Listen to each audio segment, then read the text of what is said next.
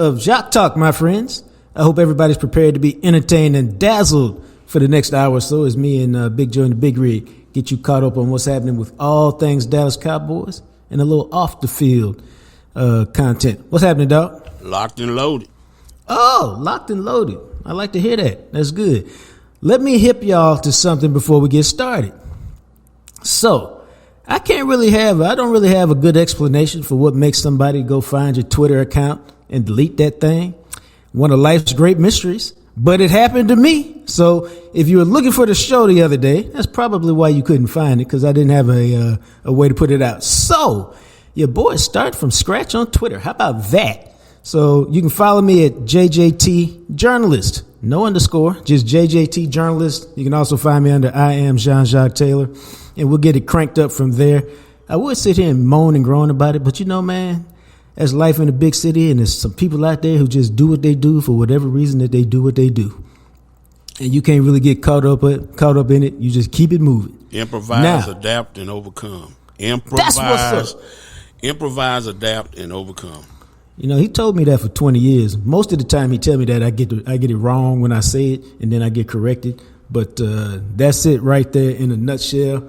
Now, the other time you need to improvise, adapt, and overcome is if you've been involved in an accident and it ain't your fault, somebody else's negligence. And if you find yourself in that situation, you should already know what to do, because that phone number should be locked and loaded. See what I did there? In your phone. And it's greening log. Give them a call, 972-934-8900. Here's the deal. Remember this. All you got to do is punch in the numbers, make the phone call, and say, hey, green team, here's my situation. That's what you say. That consultation is free. It doesn't cost you anything. Now, if they bring you on as a client, I've told you this, and I mean this. It's a lucky day for you. And here's why. Anytime you get involved in a situation where you're injured in an accident and it's not your fault, somebody else's negligence, you're going up against somebody else's insurance company. And you need somebody who will ride and die with you, somebody who will lead you through the process. Because the process, is a 12-letter cuss word.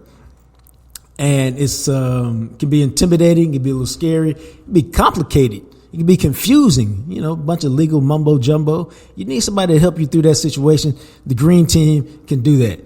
Understand, you don't have to worry, hey, it's a big company and they can wear them out on the priority list. You ain't have to worry about all that. You know why? They don't get paid. Listen to me, unless you get paid. They don't collect a check, a quarter, a nickel, a dime, nothing, unless you get paid. And so that, to me, makes it a win-win for everybody. So they're working for you. They're fighting for you. While you sleep, they still doing their thing. So if you've been involved in an accident and somebody else's negligence is not your fault, call the green team, 972-934-8900. Let them work for you. Now, you know what I say all the time. You got to take my word for nothing. If I'm talking facts, stats, whatever, look it up yourself. Go to greenlaw.com. See the good work that they're doing. See what other clients say about them. See the work that the green team, Robert Greening, is doing in the community. All of that is positive. So check it out yourself. And then if you're involved in an accident and it's not your fault, make sure you give them a call. 972-934-8900. Dog, I had a conversation with some people yesterday about this game coming up. And there's some young people in the business who I tried to help correct, whose names will remain unnamed. But they were talking about this with the Giants game, and they could have raised the same issue with the Carolina game. And the issue they raised was, hey, this is a good week to make Trey Lance active and get him some work. And I said, so you just assume they're going to blow out another NFL team? Well, I mean, it's the Panthers, man. They ain't no good, blah, blah, blah, blah, blah. I was like, dog, it's the NFL. The Arizona Cardinals wasn't no good. And the Arizona Cardinals beat them by double digits, man. It's the NFL, man. The worst team on a given day can rise up and spank you. Yeah, them Denver Broncos that gave up 70 and got embarrassed 3 weeks into the season. Didn't they go to Buffalo, one of the toughest places to play, and go beat the Bills? My content creator shaking his head right now. I didn't really mean to bring that up and hurt his feelings right then, but it just came up in normal conversation. But that's it right there, man. So this is not a week to say, hey, let's take it easy. No, this is a week to show, hey, last week, if you're a Cowboys fan, we dominated a bad New York Giants team at the crib. So you should replicate it. Because remember, this is not a team that kills people on the road. Cowboys struggle on the road. All their metrics are down on the road as compared to home. They don't play well on grass compared to the way they play on turf. And, maybe Carolina's got some kind of hybrid, but it's more grass than not. All right? And so they've changed play callers back to Frank Reich this week. Try to get a spark on offense. They've had a couple extra days off because they played on Thursday. And so, yes, Dallas should win. Yes, I think the Cowboys are favored by 11. And so when you consider the home field advantage being a field goal, Vegas really expects them to win by a couple touchdowns. And they should if they take care of business, because Carolina is challenged. They don't have a whole lot to work with. Bryce Young, the number one pick in the draft, has just been all right. He's completing 62% of his passes, 5.4 yards an attempt, which is awful. 8 touchdowns, 7 interceptions, passer rating of 75.9, which is bad. All right. Now, in his defense, he ain't got a whole lot of help around him, man. Not at all. What's that? Not at all. No. I didn't want to call it. Well, okay. Old-ass Adam Thielen leading the team with 68 catches, 652 yards. That's 9.6. He got 4 touchdowns. That's very pedestrian. Thank you. Chuba Hubbard. Leading the running back, 94 carries, 351 yards. Miles Sanders, remember him? 71 carries, 224 yards, 3.2 average. They don't have much. If you show up and you come to play and you handle your business, this too will be a blowout. Now, if you commit turnovers, you have dumb penalties that extend drives for them, ruin field position for you, game could get tricky. If you handle your business and play the way you're supposed to play, your Dallas Cowboys should emerge from this game with yet another victory and, be continuing to play well and put themselves in a position so that when they play Philadelphia in 3 weeks, the game you hope is for the first place in the NFC East. That's what you hope for. But it starts with taking care of business in this game. As the Cowboys try to win 2 in a row for the third time this season. You know what the Cowboys have not done? As good as they've played, they don't have a 3-game winning streak this year, dog. So we'll see if they can put one together. Before we dive just a little bit deeper into this game, because, I'm not going to spend a lot of time on Carolina. We know what that is. Dude, we were talking the other day about, it seemed like the Cowboys got more blowouts than anybody. And with Carolina up, it seemed like a good time to say, well, they could certainly add another blowout to this list. And the reason I found that intriguing is that last week, man, 5 games were decided. It could have been 6. I don't think they counted the Broncos game. 5 or 6 games decided on field goals at the buzzer. That's what the league is designed to do. The schedule is designed to set up parity. Everything is designed to set up offensive success and parity. Not much difference between the best teams and the worst teams, which is why Arizona on a given day can beat your Dallas Cowboys. But you and I both said, and the Cowboys did it again last week, 49-17 over the Giants. Like, dang, they seem like they blow out people a lot. So I did something I haven't done in a while, man. I went to the JJT research department, dog, and I found out the answers to the teams that have the most blowouts over the last 3 years. And that's because Cowboys have really been really good the last 3 years, 12-5, 12-5, and now, what are they, 6-3. So, do you have any guess as to who the top 2 or 3 teams are with the most blowouts? Let's see, 49ers. They would be on the list in the top 3. Man. 49ers, Kansas City. Kansas City, surprisingly, not on the list. Right. That's a surprise to me. Yeah. 49ers, Kansas City. I'm not sure. Oh, well, let's go with the Eagles. Eagles, not on the list, surprisingly. All right. That's my 3. And let me tell you something. Those were 3 legitimate guesses. Real talk. And so what I did was I went back and I went and tracked out the teams that had the most wins over the last 3 years, 21, 22, and currently 23. Why? Because Cowboys were 12-5 each of the last 2 years. Do you know where the Cowboys rank on wins in the last 3 years? No, probably 5, probably top 5. No, definitely top 5. Duh. Teams with the most wins the last 3 years, as of right now, Kansas City and Philadelphia. Surprised they just met the championship last year. Each have 31. Your Dallas Cowboys have 30. Buffalo, San Francisco each have 29. This is what they call outtakes. I guess. Now I'm sitting up here doing the show. Somebody just came in and interrupted me. I guess they didn't notice I was doing something. But anyway, now I got to get back on track. So what we're talking about is the Cowboys got 31 wins. I got 30 wins. Kansas City got 31. They lead it. Buffalo, San Francisco each have 29. And so I went back and looked at who's got the most blowouts.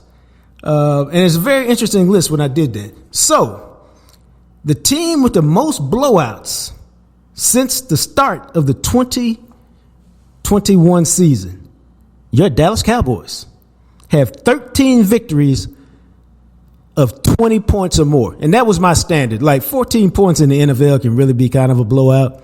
But I like real, no question asked blowouts. And that's 20 points to me. 20 points in the NFL, that's a big number. And so that's what your Dallas Cowboys did, man. They've got 13 wins of 20 points or more. They got 5 this year. They had 3 last year. And they've had 5 in 2021. Number 2 on that list kind of surprised me a little bit, dog. You know who it is? It's the Buffalo Bills. They got 12.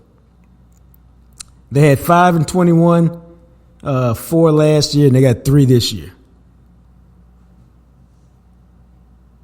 Well, go ahead. I'm sorry. Go ahead. No, I give you this last 3. Now, and then there's San Francisco, the 49ers. They had 3 this year, 5 last year, and 2 in 21, for a total of 10. Those are the only teams that got double-digit blowout wins of 20 points or more the last 3 years. You were saying? I was just thinking, what's the importance of a blowout? It happens, but what do you think the importance of a blowout is? I think when you have, remember, now this is just me, in a league that's built on parity, where every game is decided, most games are decided by a touchdown or less. When you blow people out consistently, it typically shows that you're a dominant team, which is why who's got the most blowouts? Buffalo, Dallas, San Francisco. Who got the most wins over the last 3 years? Buffalo, Dallas, San Francisco, all in the top 5. Shows. But no championships. No, I said it. Yeah, no, I get that. That's where I'm headed. No, but it shows that you have the ability to raise up, and when you play at your best level, you can blow out teams and dominate them. Doesn't mean that you win championships, obviously, because Kansas City and Philadelphia. See, Kansas City got 5 wins by 20 points or more last 3 years. Now, understand, they got a lot of them that's between 10 and 19. They just didn't hit the 20-point threshold.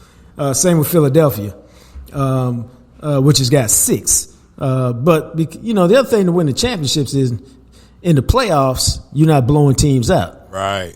So in the playoffs, it becomes much more about details and, all the things, turnovers, pre-snap penalties, all the little things that help you win tight games become more important. Right. That's where I'm going.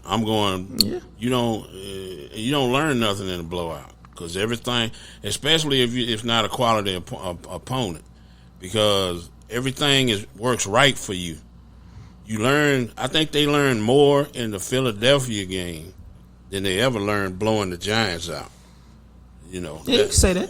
Yeah, that's what I'm saying. When you get down to close games and not making mistakes, and you get to experience in a type of game like that where you implode a little bit, you learn a lot more. I think it's I think all those things can be true. I think blowing teams out when you do it with regularity shows there's something that shows what the potential of your team is. But a wise man told me potential is a French word for you ain't done a damn thing yet, or something like that. You ain't worth a damn yet. Yeah, that's the quote. The great Bum Phillips. Potential is a French word that means you ain't worth a damn yet. See, I said it was a wise man once told me. So that to me, that's what it means. It was just an interesting look because blowouts are so rare. I was like, why do they keep blowing people out? And it's because they're really built to be a front runner. So when they jump on you, they treat you more like an NBA team where Cowboys get like runs and they just run you off the field before you even know what's happening. They can do it real quick with the way their defense gets turnovers and quick strike ability. So to me, it was just an interesting thing. There's some correlation between the best teams having the most blowouts, just like there's some correlation between the best teams typically have the fewest penalties and the fewest turnovers. It's just one more thing to look at when it comes to what the Cowboys' ability and what their potential is. Because when they play at their highest level, they can do some damage. Problem is they don't always play at their highest level. And so we'll see if they can get it done this week against Carolina. But let's see if Clarence Hill is up and at 'em. It's possible.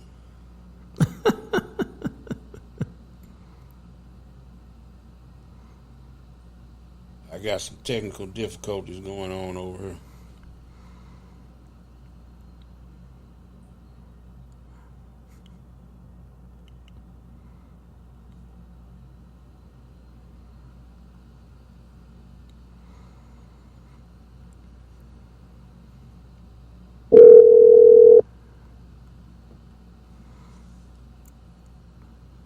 Hello. What up, Doc? What's up? How y'all doing this morning? All good. You know, man, we're just trying to survive. Had somebody walk in on the podcast already talking about, hey, how long you going to be in the conference room? Like, dog, if you see I'm doing something, why don't you just shut up and know that I'll be done when I get done? But, maybe you got to put a sign. Maybe you got to put a sign on the door. You know what? This is true. Live and learn. Just like you live and learn that you got to have two-factor authentication on your Twitter account these days. So, where are you? I'm in my conference room at my apartment building with overlooking a beautiful view of downtown Dallas. But I got a question for you. We've had a very good conversation this morning about it. I'm going to give you the facts first and then ask you what it means to you, if anything. Over the last 3 years, the teams with the most wins in the National Football League, as of right now, Kansas City got 31, Philadelphia got 31, Dallas got 30, Buffalo and San Francisco got 29. I think we'd all say those are amongst the top teams in the league. Here's the question, though. Blowouts, 20-point victories or more. In the last 3 years, your Dallas Cowboys lead the NFL with 13. Buffalo is next with 12. San Francisco is 10. And just because we talked about them earlier, Philadelphia's got 6, Kansas City's got 5. What do we take from the fact that the Cowboys have this inordinate amount of blowouts in the league where every game is set up to be decided by a field goal?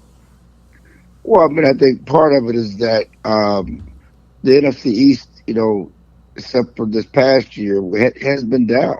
I mean, there's a bad team in the NFC East, and so you've had a chance to get fat on there. The NFC has been down, and so the Cowboys don't make their schedule, but they've had some bad teams on their schedule, and as we've said, the Cowboys take care of bad teams like nobody's business compared to other teams. But it's not just the Cowboys. You see the other teams with Buffalo. The AFC East has been down for a lot of times during this time, and so they're up there as well. And the Chiefs are not on there. They're the ones that won the Super Bowl more than anybody, right? Yeah, that's what Joe was pointing out. Yeah, I don't know that you can really take anything from it because none of the teams at the top of the list have won the Super Bowl. All right, fair enough. Wait a minute. That man said, wait a minute. What? That 2 weeks in a row, I had to say this. I agree with Clarence. It don't even hurt to say it. I agree with Clarence. How about that? Oh. I agree with Clarence E. Hill Jr. And the E stand for extra. The E stand for every week. I agree with him. How about that? And maybe later on in the conversation, maybe not. But yeah, I don't know. I like it when it's a lot more contentious. So what do you think about Dak for MVP? Damn. Yeah, let's just jump right into it then. All right. Let's jump right into it. I wrote a column about it this morning, and I didn't even know that. Great minds, baby. I wrote a column about this morning. Basically, the premise of my column is this: let's pump the brakes on Dak for MVP. Let's acknowledge that he's playing the best football of his career. Over the last 4 weeks, he may be playing the best football of any quarterback in the NFL. But Dak goes as the Cowboys go until they show up and beat a winning team. Let's pump the brakes. We don't need to push that narrative right now.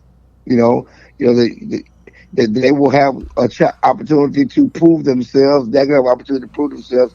If Dak and the Cowboys continue to play as they have now, and Dak continues to play as he has now, when they get to that gauntlet of Seattle, Philadelphia, Miami, Buffalo, Detroit. If he comes through that, with a winning mark, I mean, they got to win every game. I mean, that's unrealistic. But if they come through that gauntlet with a winning mark, I think that his candidacy will be what it is. I mean, you can't deny it. And it'll be there because of the Cowboys, because of the attention they get. We don't have to push it. You don't need Jerry Jones, running no campaign because it will be out there in evidence for everyone to see. But there's no reason to go down that road right now, because until no one, just like we came into the season, and we can, and we talk about this every week. But it don't matter what the Cowboys do during the season.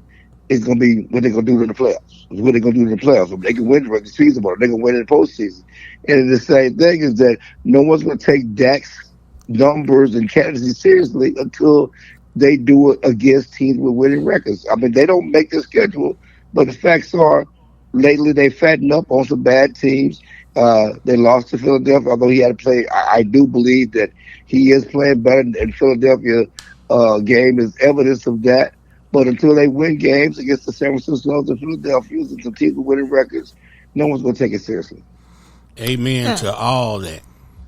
Yeah, because I think you don't, we always Clarence and I always like to differentiate. The people moving this conversation are the talking heads on TV who had debate shows, and they need something to talk about that gets people riled up one way or the other. Because the reality of it is, to me, he's not in the MVP conversation right now. But if they can win the division, he will be, because that means he will have played some of his best football for, basically, almost the last 3 quarters of the season, and allowed them to rally and get tied up and pass the Eagles. And I say it like that because I don't think the Eagles are going to lose more than, I would say they don't lose more than 4 games.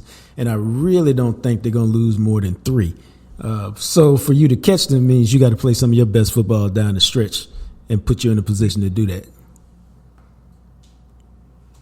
Yeah, it's like you say they're not going to lose more than 4. I don't know. The Eagles are 8-1, but unlike the Cowboys, they really blow no one out. They've been, every game is, everybody's been right there and had an opportunity in most of those games, and they're heading. We talk about the Cowboys December stretch. Well, they're heading to their Cowboy stretch right now because they play the Chiefs, they play Buffalo, and they play the 49ers in the next 3 weeks before they play the Cowboys again. And so there could be one or 2 losses there, and you had the Cowboys loss on top of that. If the Cowboys can beat them, and that's what the hope is. That's where the Cowboys hope to catch them, because they're running to their gauntlet. That if they go to Kansas City and if they beat Buffalo, Kansas City, 49ers today. That's where you tip your hat. Oh yeah, because that's a tough stretch. Because that's although it's at Kansas City, and then they got Buffalo at the crib, San Francisco at the crib. Their problem, really, if we're gonna be honest, is that San Francisco game. I think mentally will be a big.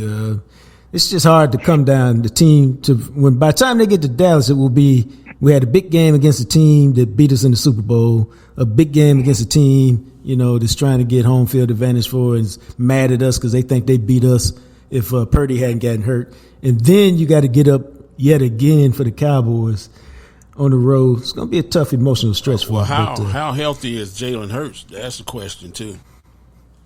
That's a big question. Well, they're coming off that bye week, and we'll see. I mean, he's played well with a bad knee, and those things don't necessarily heal themselves. And they just say it's a bone bruise, whatever say it is, but a couple of hits on that thing, and we'll see. But again, it healthy or not, this is the game, and they will be judged on their wins and losses, whether they fully healthy or not. And the good news for your Cowboys, the Cowboys are pretty healthy, coming out of this stretch. If they can get through, they get through this stretch the next 3 weeks, and they have those 10 days off before they play the Eagles.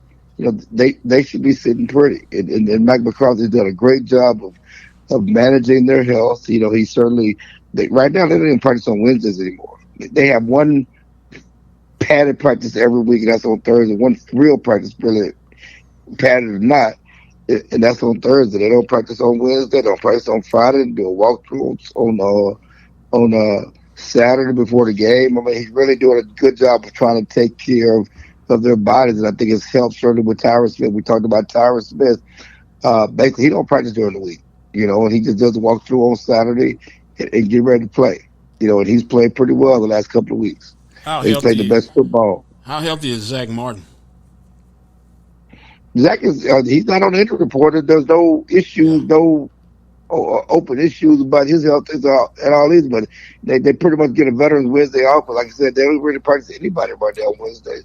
They have one practice on Thursday. So, Mike McCarthy, one thing he's done, and I don't think Mike gets enough credit. And you talk about those being the winningest team, among the winningest team of the last 3 years. 30 and 13. You have to point to Mike McCarthy because it's not been easy. Again, to go 4-1 without your starting quarterback. Name me one other team in the NFL has done that. They lose their starting quarterback 5 games to go 4-1. What they did last year. He's navigated, he's managed a lot of different things, a lot of different personalities. They get rid of the best receiver. We talked about it last year. It still went 12-5. Yep. With Joy. I mean, he has navigated some things to keep these guys winning. And one thing he said, and we'll see if it's true because I don't. The way you break through in the playoffs is repeatedly get there. And the Cowboys repeatedly had a good team under Mike McCarthy. It looks like they repeatedly get to the playoffs. It should be comfortable for them to go in the playoffs and win at some point. Well, let's go deep on your point. Why is it you think he doesn't get as much credit as you think he should? I mean, it's like anything. I mean, I think that there was, even coming in, even though he had the win in Green Bay, a lot of people that thought that gave more Aaron Rodgers the credit, and then it was his office and he got fired, and it's a perception thing. I think he's a big guy. People look at him more as an oaf than a genius, and he's been an offensive. I mean, seriously, let's be honest about it. But they don't look at Andy Reid as an oaf. Well, like what they did until he won Super Bowls. Well, Mike McCarthy there was a whole lot of criticism. There was a whole lot of criticism of Andy Reid to the Chargers. Why Philadelphia got rid of it? When he started, Patrick Mahomes started winning Super Bowls. We look at you differently. But Mike McCarthy has won a Super Bowl. But I would tell you that nobody even put him on the same level as Sean Payton. They started coaching at the same time. They had the same coaching record as far as numbers of wins and Super Bowl wins. But people had put Sean Payton on this high mountain, and McCarthy's down here, and they got the same numbers. And they had the same system. One of them had a great quarterback. The other one had a great quarterback. Well, all of that. But no one would have, no one would ever even consider Mike. When he first started off as a coordinator, the quarterbacks he's been around, he has as good a resume as anybody. Yep. Well, he didn't. But see, the last 3 years, he kind of been disconnected because he had to let Kellen Moore run the offense. And you look over Right, but my as a point is that fan. As a fan, you look over there and say, "What is Mike doing today?" I he's mean, keeping his team ready. That's what I said. He don't get enough credit how he's managed right, the team. right, And he's a real head coach, right. and he does a good job. And again, I give him credit. He doesn't have an ego. He's had to come in and deal with Jerry talking. Yep, That was tough early. He had to deal with Jerry hyping up Dan Quinn, yep, and basically saying, "Oh, he gonna be my next coach." Well, like yep. he has to deal with that. And he's let Dan Quinn be the coach of the defense. He's the coach of the offense. He don't care that Dan Quinn getting all this credit. He just wants to win. He knows if he wins, the credit's gonna come to him because this is his team. But yeah, I give him credit for all of that, and I don't think he does that. The outside people give enough credit for the job he's done here, Right. and they won't. I mean, the bottom line is he can do all of this stuff. If they lose in the first round, he could be fired. His job could be on the line, and he's done a great job coaching. Well, we do have to spend 5 minutes on Carolina, so to speak. Do we? Okay, maybe 1 minute. I'd like to ask this question: how could the Cowboys lose this game? Because everybody seems to assume is another blowout. Well, I mean, you treat it like Arizona. This is what you do. You have to take the lesson learned in Arizona, and not take a bad team for granted. And you make sure Josh Dobbs don't get traded from Minnesota to Carolina. Yeah, there you go. There you go. Because Josh Dobbs is that guy. He think every time I bring up Joshua Dobbs, he think I'm crazy. Make sure Josh Dobbs don't get traded to Carolina. No disrespect to Bryce Young, but I'm more afraid of Josh Dobbs of the midget Bryce, the short guy Bryce Young right now. Okay, that's right. Don't have them protesting outside the building while we for this podcast. I'm sorry. So take it back. But anyway, yeah. So that's what I mean. You got to take care of business. I think the Cowboys did a good job of. Mike McCarthy talked about it. No one cares about your excuses. Nobody cares about your injuries. You go play. And they did a good job of focusing on the Giants, and even though Tommy DeVito was quarterback, and knowing that was they had it should have been an easy game, but they took care of business. And even when they took the starters down the fourth quarter, the backups went down and scored. And that's the mindset. Dak has talked about it.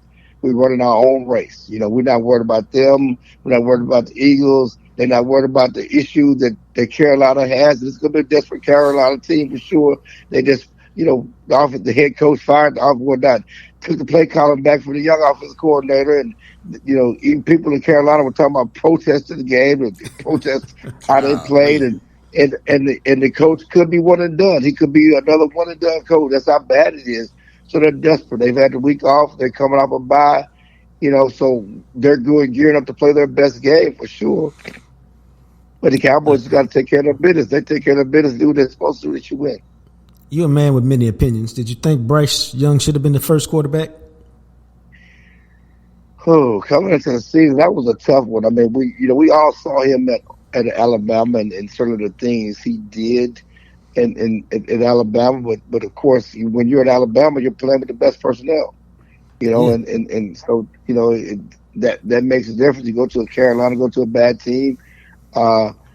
When you don't have the best personnel, and so it certainly shows. I mean, I think that there's something to people when people talk about height and arm strength and all of this stuff. There's something to do. Certainly, after quarterbacks can overcome it, but C.J. Stroud is showing you that all of it, and plus his knowledge of the game, in addition to all that, because he can make all the throws. That he's definitely been the best of this quarterback class. It's disappointing because everybody's going to point to Bryce, but there are bigger problems in Carolina than Bryce Young. Oh, without doubt, I think so. And then, we never like to let you go before we check in with the Texas Longhorns, who got Iowa State this week. Yeah, this is the big game. They beat Iowa State. They're in the Big 12 championship game, but they have to keep winning if they want to even, consider being the conversation for the college football playoff, because it's going to come down to if Texas wins out. If someone loses, I don't know if anybody's going to lose, but they will have a chance. What'd you say? I mean, either Ohio State or Michigan, one of them is losing. Yeah, but they're both ahead of Texas, so one of them loses. Somebody from the Big 12 is going. If the Big Ten champ stays undefeated, if Florida State stays undefeated, Georgia stays undefeated, and Washington stays undefeated, they're going. That's the top four. And so you need, possibly Washington to lose, or Oregon, even though Oregon is still over Texas. If Alabama beats Georgia, that's going to be chaos. Because, how do you keep Georgia out when they've lost one game in 2 seasons? But you put Alabama in over Texas, who beat them by double digits at home. So it's certainly tricky. But you like your chances. I mean, the difference point thing with Texas right now is they lost their best offensive weapon in their running back, who's out for the season with a torn ACL in the TCU game. Right. Story I broke late Saturday night because I'm out there talking to some people on the bus. That man broke stories on the Cowboys and the Longhorns. I just going down as a fan. But yeah, I put that out there Saturday night. Then all of a sudden Sunday morning, everybody's going to confirm what I wrote. But, so it's tough. They don't have the best running back, but now you lead into Quinn Ewers. The big news that came out of Texas this week is that Quinn Ewers is leaning toward returning for another season. Now, the thought process of him going pro, and next year it'd be between Malik and Arch Manning. Well, Malik and Arch may have to sit, or one of them may have to transfer because Quinn Ewers is likely coming back for another year. Which makes sense to me. He don't look like he's ready for the NFL to me because he's not dominating. Yeah, he missed all his game He missed a lot of games with injuries. He's not playing his best football. And for Texas' sake, I like it because that means you're going to the SEC next year with a veteran offensive line and a veteran quarterback. Right. And what you want, I mean, if you're a player, plus he already got NIL money. He comes from South Lake, so his parents got money. His is not a money situation. So if it's not a money situation. He took about $1 million to sit on the bench at Ohio State as a high school senior. Yep. That's what I'm saying. So it's not a money situation. So if you go into the league, you want to be a top number one pick. I mean, first round pick, and then you want to just do what the number one picks do, which is they dominate college football. And he's been good. He's been dominant at times, but he ain't just had that season where you go, oh, damn, this is the dude they was talking about coming out of South Lake. And I bet if he can, I bet he'll do that next year because it'll be his third year in the offense, good team around him. And that'll be the year where you put up them numbers, 37 touchdowns, 4 interceptions, and everybody look like, oh, yeah, they got a top 10 pick right there. For sure. And there's a logjam at the quarterback position this year. Next year, he could be the guy, because, you look at, what's coming out this year, and he's certainly not a first round, not a top 4 pick. Next year he could be in that number. So, yeah, it's set up for him to have a better draft position next season and for him to put it all together. And hopefully he can stay healthy. And, Malik will be the one transferring somewhere to go be a starter next year.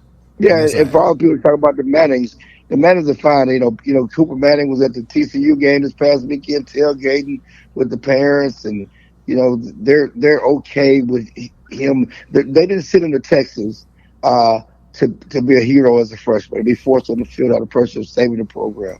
And they want him to have a true experience. They want him to really develop as a quarterback, and so they're fine with him sitting right now. All right, well, cool. That's Clarence E. Hill Jr. This E stands for everything I agree with, according to Hartfield. We appreciate you, man. We'll talk to you next Friday. Man. Good stuff. All right, man. Appreciate you guys. Thank you. All right. Clarence brought to you each and every Friday by Smokey John's Barbecue over there at 1820 West Mockingbird. And now is a great time to remind y'all, let me tell you something. If you don't want to spend all day, or a couple of days, that's what they did in my house as a kid, preparing Thanksgiving dinner, picking greens, washing chitlins. Some of y'all don't know what I'm talking about, but yeah, you got to wash some chitlins. Wash the hell out them chitlins. Let Smokey John's Barbecue take that worry off your plate. See what they did right there? They got all kinds of things going on, man. The food is stupendous, tremendous, delicious. It's to live for. But they got a small family holiday pack that feeds 4 to 6 that includes a smoked turkey or bone-in ham, 2 quarts of dressing, a pint of gravy, giblet gravy, 6 rolls, half pint of cranberry sauce, and 2 1-quart sides. They got the large family pack for $189.95 that feeds 8 to 12 people, smoked turkey, bone-in ham, a gallon of dressing, a quart of giblet gravy, a dozen rolls, a pint of cranberry sauce, 2 2-quart sides. Now, if you like your boy, and you like, I throw down on the sides, and I really do. Then you can get the smoked turkey or a Cajun fried turkey, a baked turkey, a honey bone-in ham. I told y'all I'm so intrigued by this rib stuffed turkey. So intrigued by it, you know. Or if you want to go with the dressing stuffed turkey legs, they got the 2-pack for $39.95, the 4-pack for $69.95. Give Smokey John's Barbecue a call. Let them take care of Thanksgiving for you so you can spend more time enjoying the games all day. I think the first one come on like 11. Maybe you want to hit the turkey trot in downtown Dallas before Thanksgiving so that you can clean your stomach and be ready to fill it up. It don't matter, man. But give Smokey John's a call. Hit them on SmokeyJohns.com. Get your order in and have Thanksgiving dinner on Smokey John's. Do that for me. They'll appreciate it. I'll appreciate it too. And I'm trying to figure out which. I'm really intrigued by this rib stuffed turkey. I really think I'm going that route. But I'll let y'all know. Dude, let's go around the block. I got a couple things to talk about. Well, I want to say, I know you're not a chitlin guy. No, I ain't a chitlin guy. Yeah. Ain't never been a chitlin guy. Yeah. And I once told a woman, lips that touch chitlins would never touch mine. How would you know? How would you know, dog? Oh, What you no. mean? How would I know? I sat there and saw her put hot sauce on them. But I'm and saying, I told her. what if she ate them? What if she ate them? What if she ate them before? But she never mind. Go ahead. Hey dog. man, every relationship, unless y'all was elementary school sweethearts, there's somebody before you. Roger that. So our relationship starts with us. So, baby, lips that touch chitlins may never touch mine. All right then. But then, sometimes when they're cute, you make exceptions. How would you know? I once told a girl I was dating, I don't date smokers. Never will, never have. I'm sorry, da-da-da. And she said, well, I guess we won't be dating. I said, well, how much do you smoke? She said, I smoke socially. I have one in the morning, and I never smoke again unless I'm out socially. I said, all right, I can live with that. But you said never, though. You said never, and then you made the exception. All right, then. There's exceptions to every rule, baby. Not when you say never. Not when you say never. Never means never. I thought it when I said it to. She told me her thing, and I was like, well, I guess never was just a little bit too strong. Fine cancels never. Fine as hell cancels never every time. But go ahead. You have spoken the real truth right there. Fine can truth right fine there. make up for a lot of stuff, but fine ain't everything. But all right then. Go ahead. If you haven't heard, and I'm not going into detail like this, I'm just giving you a reminder. Hey, go follow me on Twitter at JJT Journalist. I am Jean-Jacques Taylor. My Twitter account got deleted, so we starting over from scratch. That's life in the big city. But what I wanted to do, dog, I was minding my own business last week, okay? Wasn't bothering nobody, just chilling. And I got an alert on my phone. Your T-Mobile bill has come out. It's been paid $208. Now, if y'all remember, a couple weeks ago, I said, hey, do a personal audit. Clean up your own accounts. And remember I told y'all I shaved about $80 off my T-Mobile account? It's supposed to be $123. I got this notice. It was $208. Dog. Damn. I picked up the phone at that moment. I hit T-Mobile up. What y'all doing? And I tried to be polite. And so, you know what I told this person on the phone? I said, hey, I understand you didn't do this, but I'm mad as hell, bro. I said, I spent an hour on the phone going through all this stuff on my bill, line by line, to make sure it was right. And so, I said, I know you didn't do it, but I'm extremely frustrated right now. And he was like, okay, let's figure it out, Mr. Taylor. This is blase.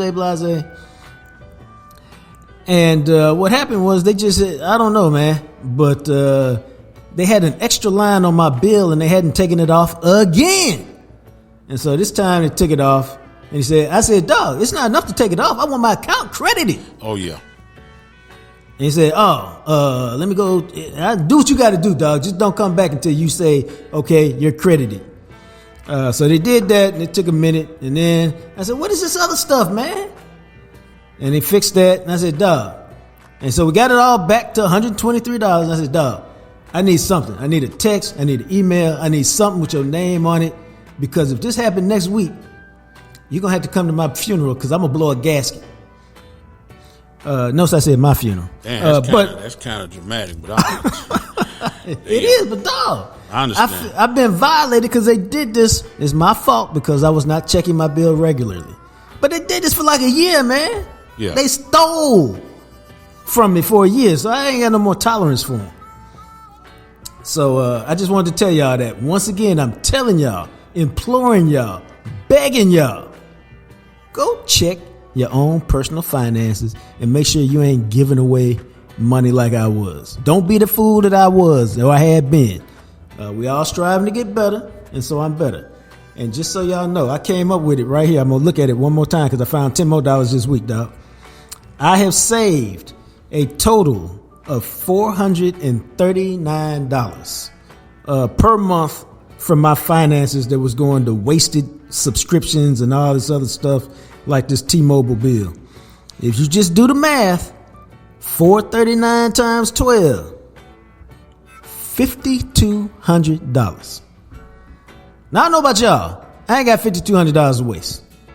I felt bad that I was eating ramen noodles last year because I was wasting $5,200 a year. That's how bad it was. Cornbread and rice and ramen noodles. Alternator, baby.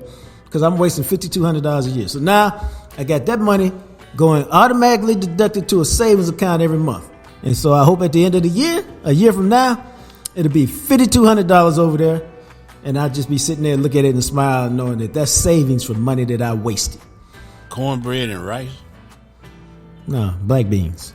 You said cornbread and rice. That's distracting, dog. Go ahead. Oh, I meant black beans. Yeah, I'm like, sorry. What the hell is that? I had salmon and some wild rice. Okay, man. Still, I got you. Well, I'm trying to eat better. Trying to get back in my real slick eating habits. But anyway, I told you, I think I told y'all, that I saw a clip from The Wire, and it was so good that it made me decide I was going to go back and rewatch The Wire. Well, I have gone back to rewatch The Wire, and damn it, I enjoyed it. I mean, it's not over yet. I'm still watching it. But I am thoroughly enjoying The Wire because now that I've seen it, I can pay more attention to it, and I'm catching up on the details. I'm already into season 2. And can I tell y'all something? Like most people, if you ask them about season 2, it's their least favorite season because a lot of time is spent on the docks. But dog, now that I've seen it and I'm a more mature TV watcher, I'm really enjoyed season 2. I really have, because they introduced some new characters. Brother Mozone showed up in season 2, and some things got wrapped up in season 2. D'Angelo got in season 2. Hey, just so y'all know, The Wire been out for 20 years. If you ain't seen it by now, that's on you. Most of us are rewatching it, so you already know what's happening. So ain't no spoiler alerts about The Wire, in my opinion. It's been out 20 years. There's a book out that Jonathan Abrams wrote about. It's out there. So there's no such thing as you spoiled it. Nah, you should have seen it by now. We're just reminiscing about it. Season two is the season where you hang in there and be rewarded. Yeah, that's a good way to say it. Yeah, you kind of got to watch it and then you go, okay, No. I hope there's some payoff to this. And then, like you say, you look back on it, and yeah, it was pretty good because that's where they introduced the Greeks. Dude, yeah. One of the biggest part of the show. Well, if not the biggest part of the show. It was the biggest part. The connect, yeah. How about Ziggy, though, man? Yeah. Was that dude off the chain or what? So we're gonna. Unhinged. So I'm glad you're watching it again, Carl. We can actually discuss it like you know the characters now. There's one person I didn't remember last week, and now I don't know none of the characters. You got You got Cuddy and Slim Charles mixed up. You can't. Yeah, Cuddy and Slim Charles mixed up. Cuddy, Slim Charles, and Weebay mixed up. That's a cardinal sin right there. You can't say I watched The Wire and done it. But I'm proud of you, dog. You did the work. I ain't gonna keep taking shots. Go ahead. Go ahead. Well, I'm not through season 2 yet, but season 1, I have an answer. What stuck out to you most about season 1, or one or two things that stuck out to you most about season 1? Well, you talked about Ziggy, right? No, he's season 2. Okay, what's one? One is, they're set up. It's when they put the wire on everything. It's introduction to Avon and Stringer. And the introduction of Kima, Carver, and Herc, that whole dynamic right there. Right. Them guys was off the chain. They became seasoned. They evolution in the show. Carver and Herc went from knuckleheads to, we gonna steal money, we gonna do this, we gonna do that, to, I don't know, it was just a good evolution of the characters. And then Kima, Kima is just a badass. And she just good in everything. And the actress is pretty good in everything. She plays in Will Trent on ABC. And she's actually pretty good in that. So I'm familiar with Will Trent. Are you? Yeah. No, like real talk, I haven't watched, to the best of my knowledge, I haven't watched anything on network TV in Will Trent is pretty good. It's a detective show. It's pretty good. And Kima, the actor that plays Kima, plays a big part in that. But Kima, the introduction of Kima, Herc, and Carver, those are some of my favorite characters, cause they went from knuckle draggers to pretty smart characters in the show. I was the thing I'm most that I went back and really looked at with the show, sounds weird because it's such a gritty show and it's such about violence and drug game, and it's a lot of negative things going on. The two things that struck me, man, number one was the humanity of Wallace and D'Angelo. Like, you in the midst of this stuff that's all bad and all negative and all this killing, all this violence, and them two cats are struggling to find their own humanity and figure out how to get out, but they so deep in the game and there's really no exit routes for them that it both takes them out, and they really don't have a chance to live the life that they wish that they could live. And Wallace should have stayed at grandma's house. That's what he should have done. But as Michael B. Jordan is a baby as Wallace. Yeah. A baby. That's incredible. So a lot of guys get a break as a child actor, don't become great actors. No, true. And so you're right. He should have stayed at grandma's house. But he ain't know nothing else. Yeah. That's all he knew. Yeah. So when he got his exit route, he couldn't even take it because all he knew was the violence and the life of the streets. And then you can see, D'Angelo wanted a life that he just couldn't get. He was too deep in the game, and everybody he knew was in the game, his family in the game. And, I knew somebody like that. They weren't in the game like that, but they were somebody who grew up in Dalworth, part of Grand Prairie, and they wanted a better life for themselves. And it was a young lady. There's a lot of us make it out of Dalworth. I'm from Dalworth. See, that's what's up. Yeah, I'm just saying. But she wanted a way out, and her family was like, they pulled that whole, oh, you think you better than us because you're trying to get out? And she could never get out, man. And you know how she finally got out? She went to the service. Yep, she went to the service, man. And she went to the service and stayed probably about 6 years, I think. Got a skill, got a job, and got out. Because when she came back, she had a skill set that allowed her to get a job, and now she does something. She runs some kind of community center or something. But it was just cool because we used to talk about her really struggling to figure out how to get out. And at the end, the only way she knew how to get out was I literally got to join the service and just leave where I can't be held back. And so that struck me there. The other thing that struck me about season one is because you got to remember, there's still 2002. It's just Omar, man, and how that character just shows up, and the dichotomy between being this gay man and this ruthless killer, because your thought process is, oh, gay man means soft man. And clearly, he ruthless and every bit a killer and a thug as anybody else. He just happens to be gay, too.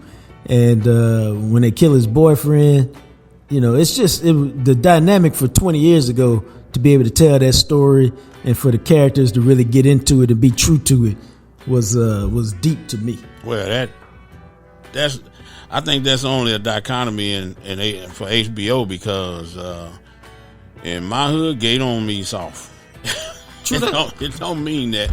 I wish you would try somebody like that. You know, that means you've been picked on a lot in that type of community, and you know how to fight, and you're gonna be who you are. You pretty much living in your truth, because people gonna give you a lot of shit, and you learn how to either live in your truth and fight their ass or do whatever. You know, it is. I mean, he is who he is, and that's gonna be that. Yeah. So that, and then. I just think Idris Elba as Stringer Bell was cool. Wood Harris as Avon Barksdale. It's just, dude, they got so many tremendous actors in that show that it's. That's why it became a great show, because everybody carved out their niche, and there were so many characters that, we just got through talking about what our favorite part of season 1 is, and none of that mentioned the main characters. These are all supporting characters. Well, the newspaper part, where the newspaper. I know that's something that you lived, where the newspaper started losing steam, where they started cutting staff and all of that stuff. And yeah. That's, what is that, season 4, season 5? Yeah. It didn't all focus on the crime, but it all was kind of in and around the crime. But I thought the prize-winning reporter and all of that stuff, an old girl that got sacked because she didn't support that dude, and it was all pretty good. That's what made The Wire. It had so many levels. The Wire has so many levels. It was, down in the gutter, cerebral levels, all of that stuff. It was pretty good. No doubt. So anyway, that's our trip around the block this week. Make sure that you check your finances. Don't get got like I got. And if you haven't checked The Wire out in a minute, you got a little time, you're looking for something to binge, go check The Wire out. It's worth your time. Now, man, let's go to. We haven't talked about this, and it's been out for a minute, but let's try to advance it a little bit. Jimbo Fisher, gone. Holla, see you later. $77 million, not to coach football. And I think the question. Well, check this out about Jimbo Fisher. 45-25 after 70 games. His record is worse than Kevin Sumlin's record, dog. Kevin Sumlin was 48-22. Jimbo Fisher. I think Kevin lost control of the program, though. He had a lot of wild stuff going on. People coming in and out before the transfer portal. Right. Kyler Murray leaving. A lot of stuff going on with Kevin Sumlin. Man, we can probably look back as and I don't like A&M enough to have done it in the process, but it might be good to look back now. Like, what if you had committed to Kyler Murray? Would he have emerged and become the player that he became? Probably not. I don't think so. Like I say, Lincoln Riley. Riley's track record has proven that he'll take yours and win with yours, and he'll take his and win with his. Baker Mayfield, Caleb Williams, Jalen Hurts. Yeah, he can coach a quarterback. So, But Kevin Sumlin was supposed to be an offensive guy. So I just wondered if he, because if you look at it, to me, honestly, the problem with the Aggies is they haven't had a quarterback. Yeah. Since Johnny Football. Yeah. And the game, to me, and I don't think I'm breaking no news here, all about the quarterback, man. If you got a quarterback, you can compete. If you don't have a quarterback, I don't care what you got around him in college football. Right. It's just hard to win, man. Well, the last 3 or 4 years, A&M been a quarterback away from national contention. Remember, they was in the top 10 a couple of times. They started out in the top 10 a couple of times, and the quarterback was the main problem. And Jimbo just never solved that problem. I think now this is one clip. And so you can do anything with one clip.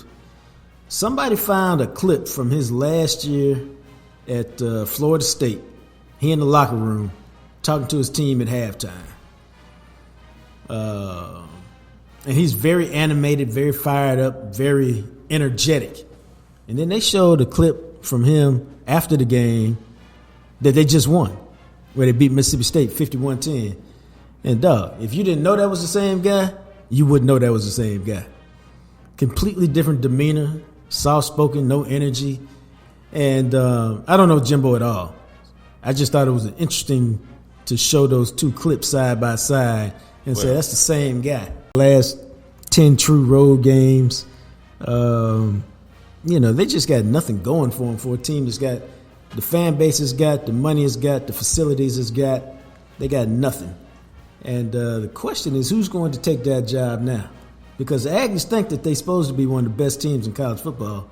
And reality says, y'all ain't really never been that. You've had 3 and 4 and 5 year stretches here and there where you've been a dominant team, but they've never been able to put it together for any extended period of time. And maybe all it takes is, it takes that. I think, I think I said this, but I know I said this. They got to find a quarterback guy.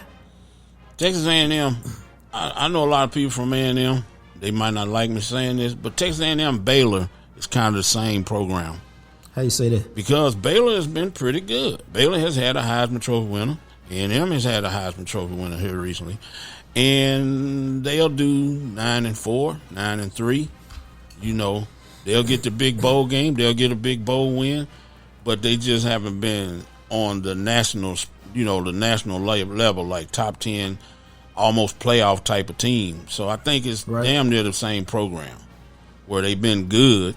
Baylor is more of a stop. Baylor is more of a stop on a good coach's way to going somewhere else, where A&M is more of a destination. Yeah, but they kind of similar to me. I think they are similar in results, but I think the difference is Baylor fan base is. This is what I think. Baylor fan base is like Texas Tech fan base. You get us 8 wins a year, you good, though. Because every now and then you're gonna get us 10, and every now and then we're gonna sit at 6 or 7. But if you can keep us around 8 and get us to a bowl game most years, you good with us. With the Aggies, their expectation is so much higher that they're not happy with that because, in my opinion, they always comparing themselves to their big brother Texas. And if Texas is doing this or has done this, then they want to do the same thing. They want to be. Yeah, it's definitely a rival there. I'm just saying the way I look at it is the way the program perform. Yeah, you talking about expectations? Sure, they want to be better than. It's important for them to be better than Texas. Yeah, but that's why they can't. That's why they can't be. That's why Baylor can be satisfied with 8-4. Yeah, but Texas A&M could never be satisfied with just 8-4 over a long period of time because they're like we got so much better. We should be better. And all of that. And so, man, so the question is who's going to be their next coach? And, it's an interesting question because if it were me, I would see the talent that they get, just like we just talked, and I'd be like, I'm a quarterback away. I need a program guy, but I also need somebody who can attract quarterbacks. Because we got everything else. We got receivers. I mean, they didn't send everything else to the league. They just ain't had no quarterback. And I need to find somebody that will be able to attract quarterbacks. Because the other thing is, if you can attract quarterbacks, everything else will come. Steve Sarkisian, to me, is not a great coach. Hasn't proved to be a great coach. Maybe he will. But what can he do thus far based off his resume? He can attract quarterbacks. Yep. And if you can attract quarterbacks, then you give yourself a chance to win. Because I'm here to tell y'all right now, he got Quinn Ewers there, and clearly Texas has made a step up. If Arch Manning is who people think he is, because I don't know, if he is who they think he is, say Quinn Ewers stays another year, that's all good. That means by the time Arch is a redshirt sophomore, guess what? He done been in the same offense for 3 years. Yep. He gonna come out if he can play. Yes, he'll need a couple games for experience and get used to playing at the level and the speed. But his understanding of the playbook and all that, if he can play, dog, you show up as a redshirt sophomore and you can play and you weren't forced to play early before you were really ready, you could build your confidence. And check this out. He don't need to go. He got money. He got NIL money of his own. He got family money. He can stay as long as he need to stay to develop, provided he got the talent, into a first-round pick. Well, so to your point, even if Malik Murphy transfers, he's been in that system with Sark, so when he goes somewhere else, he can take what he learned somewhere else Yeah, that's a good point about the quarterback stuff. So Sark, and now Sark got him what? He got him lined up because Ewers has played well. If Arch Manning come in and play well, what do you tell the next 5-star quarterback? Son, come in here, red shirt for a year, sit for a year, keys to the car yours, man. Arch going to the league. Yeah. Boom, boom, boom, boom, boom. It just works like that. So who would you consider hiring? Like I don't know if he's a quarterback developer, but I'm not gonna sit there and tell y'all that I'm all up on who the best college coaches are of names that we haven't heard. But I like the dude at UT San Antonio because I knew you was going. I got the dude pulled up right now, Jeff Traylor. Jeff Traylor. Yep. And why is that? He a Texas dude. Yep. I think he coached at Gilmer. He's from Gilmer or coached at Gilmer. Yep. So he a Texas dude. He understands Texas. Yep. He understands the university. He understands the culture, all of that. Kind of like Art Browse. Yeah, and he's been successful everywhere he's been. Mm-hmm. And so you getting him based off of you can keep a program, you can build a program, and now you got to play a style that attracts that quarterback. And I don't know what they do philosophically, but there are guys to get. Texas A&M got enough money to get whoever they want. You just got to make the right choice. He got a quarterback dominant offense. He got a guy that played there a million years, but he runs his offense through the quarterback. He runs a little spread stuff. Yeah, well, that's that would be my guy because he understands Texas. He'll be able to. It's a step up. It's a step up for him too. So the demands and stuff that he will make probably won't be the demands like Lane Kiffin or somebody would make. True that. Lane Kiffin to me would be a good decision. Would be a good offer. I ain't down with Lane. I mean, and here's why. They're two different types of coaches, but Lane Kiffin, I think, now that he's been rehabbed at Alabama, it's taken off again. I think he'll handle the situation better at a place like A&M, and we know he can coach. I mean, he just kind of a 7-letter cuss word, but we know he can coach. And he will be able to recruit quarterbacks because his offense is an offense. He's an offensive guy. You just got to deal with the lane BS, and if you want to deal with that, go ahead for it. That's what I'm saying. I don't know. That's why Traylor is a good guy. Yeah, Mike Elko at Duke. Right. Yeah, pretty good. I don't know about the quarterback stuff, but the coaching wise, it's pretty good. You got Duke balling. You can run a good system. No, for real. So, just like Cutcliffe. It's discipline, man. The discipline part is what I worry about. Because with the NIL and A&M being down now, they tend to spoil players sometimes, a lot of times, and so you got to have discipline down there. And so it is what it is. No, this is true, but it's been a good conversation. We'll keep it going this Sunday. Your Cowboys play the Carolina Panthers. Should be a dub, man. I'd be very surprised if it's not a blowout dub that has us waxing poetic about how dominant they are as they added yet another blowout to their list of blowout wins. So we'll see how it goes from there. And then we'll tell y'all what the Thanksgiving week schedule looks like because that'll be a little different. I haven't figured out all the details yet, but me and Big Joe and the Big Rig will get together and figure it out so we can make sure we spend some time with our families and get you caught up with the Cowboys and what's going on with them. So, for yet another episode of Jacques Talk, thanks for hanging around and listening. We're always presented by Grinning Law. They help us do what we do. Please subscribe, rate, and review the podcast. Check out the YouTube channel, Jacques Talk. And don't forget, you can follow me on Twitter at JJT Journalist. Until we chat again, you guys be blessed.